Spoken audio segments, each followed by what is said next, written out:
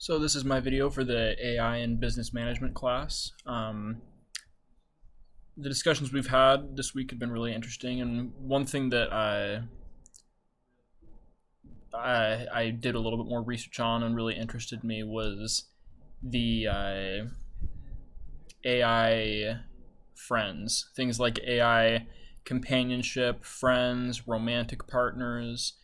Those are things that I've seen a lot of. I see a lot of ads for them. I've seen a lot of discourse about them, and they're very controversial. And a lot of companies are trying to kind of invest in it. There's sort of an epidemic of loneliness that has been pretty well documented and reported on. People are more lonely than ever right now, and so I think a lot of these businesses have seen an opportunity to capitalize on that, help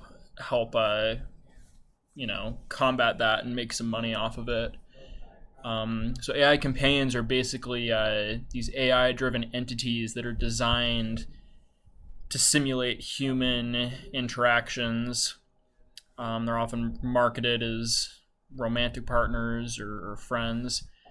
And the recent buzz in AI has caused a big rise in these. There some examples of AI companions would be Replica, which is like an AI chatbot that's supposed to be a friend and a confidant. And there's something called Gatebox, which I think we might have talked about in class or something similar. It was a holographic assistant from Japan. They can interact with users. It can manage home devices and provide companionship for people, and they can be friends with them. And then there are some AI robots they're like robots that have AI built into them that are designed specifically for romantic interactions. We watched Harmony in class, which combines like an AI with an actual flesh robot, which was kind of weird, but it's something that's real. It exists, and people pay for it. And some of the pros of this, potential pros of these kinds of things, would be they can provide emotional support to people. People, like I said, have become very, very lonely, and so it can provide sort of a sense of comfort, and emotional support. One thing too that is sort of a pro of it is, I suppose if you're talking to an AI, you don't have any reservations about what you're saying. So users can talk about anything without any fear of judgment. They might be more open about it, and so it could be kind of therapeutic, sort of like a robot therapist. But the cons are that obviously it's not a real person. You're not forming a relationship with anybody. It's simulating a relationship. It's not really real. But then again, what is real?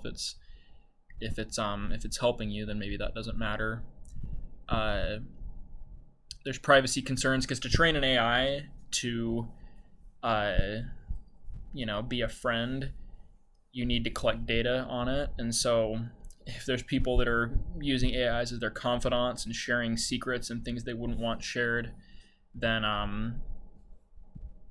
that could be something that could cause a privacy issue, because it's going to be used to train other AIs, all that information that's really sensitive. And it's just, might make people lose some social skills if they're never talking to real people. And there have been stories, though, of individuals, like people have reported getting a lot of comfort from it, and getting good things out of it. But it's a controversial thing. Some people think that it shouldn't be used and it's only going to make things worse. But I'm interested to see how it's going to happen. There are some pros and cons. But yeah, that's my video.